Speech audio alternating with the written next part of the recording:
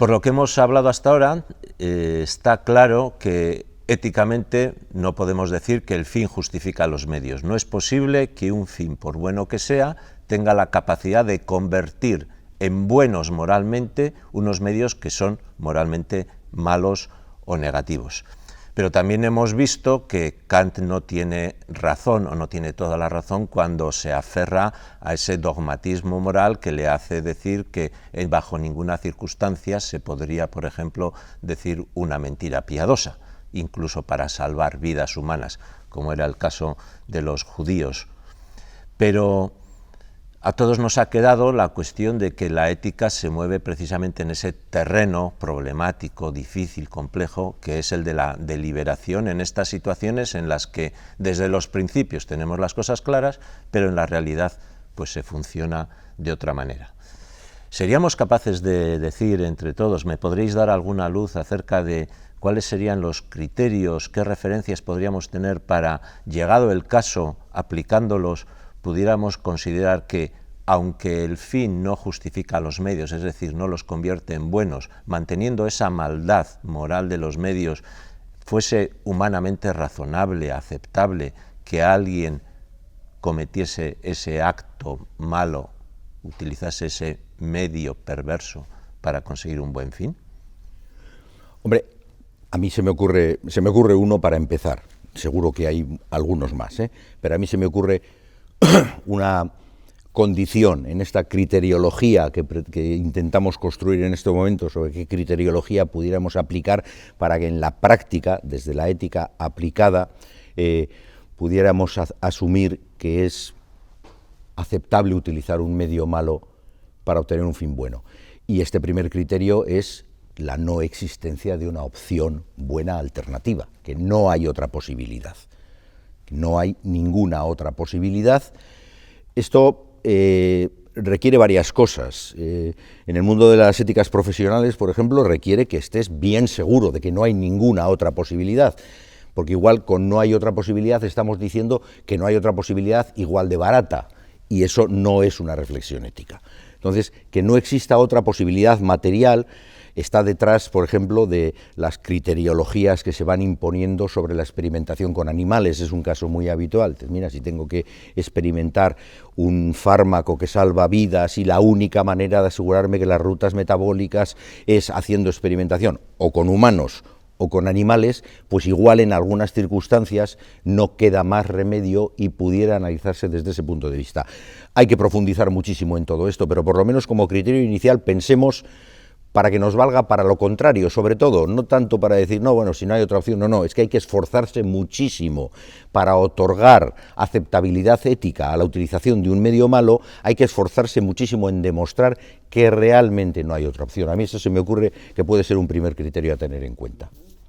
Siguiendo con lo que dices, a mí se me ocurre también otro criterio, es establecer una comparación entre la bondad del fin pretendido y la maldad del medio utilizado. Cuando esa comparación es imposible porque la bondad del fin es infinitamente superior, es incomparablemente superior a la maldad del medio empleado, pues puede parecer razonable que ese criterio de imposibilidad de comparación nos dé alguna pista. Estoy pensando, por ejemplo, en esas situaciones tan habituales de la vida cotidiana de las mentiras piadosas. Imaginémonos esa situación en la que un amigo, una persona querida nuestra, pues nos la encontramos en la calle, está en un momento de superación de una enfermedad y ciertamente su aspecto exterior no es precisamente el más floreciente y sin embargo, pues conscientes de que le podemos animar diciéndole una palabra cariñosa de qué bien te veo como nunca, estás mejorando significativamente, pues eso es una mentira piadosa. Ciertamente no está en su mejor momento esa persona, pero no es comparable el bien que le podemos ofrecer de esa estabilidad emocional o de esa autoconsideración positiva a ese hecho de decir una mentira tan pequeña y tan inicua como es decir, esto es una buena situación por tu parte. pero podremos pensar en alguno más. Sí, bueno, quizá por cerrar un poco esta parte, ¿no? Todo lo que estáis diciendo apunta a situaciones realmente excepcionales. Cuando la racionalidad ética empieza a funcionar, porque estamos valorando si está justificado utilizar un medio que sabemos que es malo para un fin bueno, siempre la situación es excepcional. De lo contrario, si llegamos a justificar permanentemente la utilización de medios malos, la mentira que tú has dicho, piadosa, en el ejemplo que has puesto, o la mentira del alemán para salvar a los judíos, efectivamente el fin es tan bueno que merece la pena, pero si ampliamos eso y perdemos límites, pues la situación ya no dejaría de ser excepcional, sino vendría normal y habitual. Y podríamos llegar a justificar realmente la mentira en sí misma como algo que es bueno, y que es bueno porque tiene fin bueno. Yo creo que hay que mantener estrictamente desde el punto de vista ético la excepcional de la aplicación de medios que son éticamente o moralmente malos para conseguir fines buenos.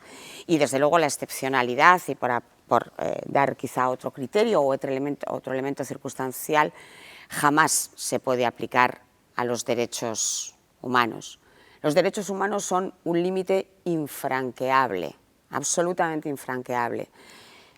Quizá resulte obvio, pero conviene recordar que pues el trabajo en determinadas condiciones cercanas o similares a la esclavitud para conseguir una mayor rentabilidad económica, ciertamente eso no puede ser nunca justificado. Y hablamos, evidentemente, pues, del trabajo infantil, pero no solo. Por tanto, el respeto a esos límites no se puede nunca traspasar, ni en situaciones excepcionales.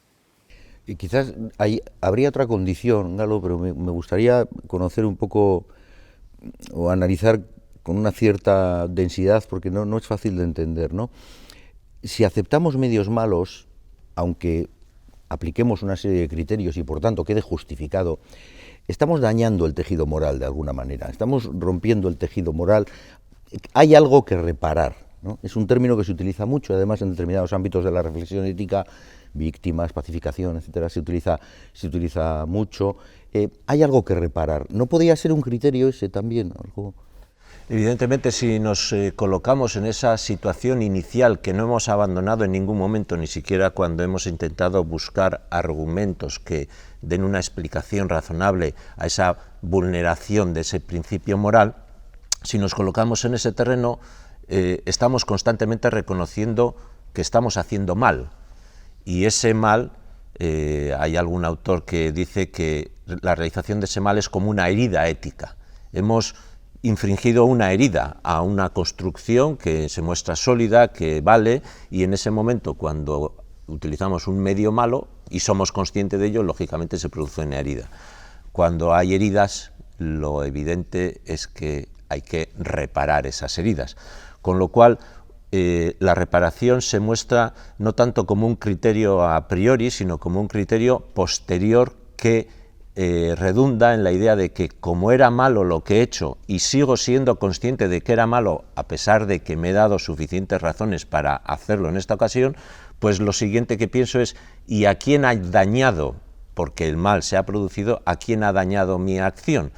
Muchas veces ese a quien ha dañado la acción no es precisamente quien se ha visto beneficiado por ella, sino otro totalmente ajeno. En el ejemplo que tú has puesto y que ha servido de origen a esta conversación, pues es el dueño o la dueña del vehículo que tú has forzado. Lógicamente, desde tu punto de vista y desde el punto de vista de tu compañero de paseo, el bien se ha visto ahí reflejado, pero ha habido quien ha pagado por ese bien, que es pues la luna, el cristal del vehículo que tú has utilizado. Luego, la consecuencia inmediata tras haber salvado la vida a tu amigo sería interesarnos por el dueño del vehículo, manifestar que nosotros lo hemos dañado, solicitar saber cuál es el precio del costo de esos daños generados e intervenir para intentar repararlos al máximo. Eso en este caso pues es una cosa monetaria, dineraria, de pequeña importancia, pero en otras situaciones posiblemente hay personas que hayan sufrido de una manera significativa en la aplicación de ese medio y que por lo tanto deben ser reparadas. Así que, por hablar en términos de resumen, hemos descubierto que el fin no justifica los medios desde el punto de vista ético, pero que en la vida real, donde verdaderamente tenemos que aplicar la deliberación ética, descubrimos que hay situaciones en las que los medios malos, que no dejan nunca de serlo, pueden ser utilizados si, en primer lugar, son una excepción y por lo tanto no se convierten nunca en una normalidad. En segundo lugar, si es que no existen ningunos otros medios buenos, en este caso, para poder alcanzar el mismo fin, si además nos encontramos con una comparación imposible entre la gran bondad del fin y la pequeña maldad del medio, si lógicamente no vulneramos los derechos humanos y si tras todo ello somos capaces no de ponernos una medalla por haber roto una luna de un coche, sino reconocemos que hemos infringido la ley y que tenemos que reparar los daños que eso haya podido generar.